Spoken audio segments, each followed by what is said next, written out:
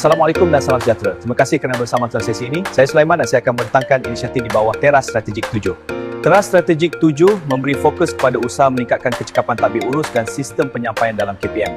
Pertama, pemekasaan pelan komunikasi yang telus dan berkesan. Kedua, mobilisasi guru besar dan guru penolong kanan.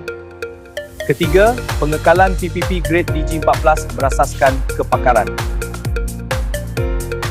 Keempat, luasan bidang autonomi dalam tadbir urus sekolah. Kelima, pengoptimuman fasiliti sekolah untuk penjanaan pendapatan. Keenam, pelan pengurusan perubahan dan risiko yang komprehensif. Kesimpulannya, Teras Strategik 7 memainkan peranan penting dalam memastikan tadbir urus pendidikan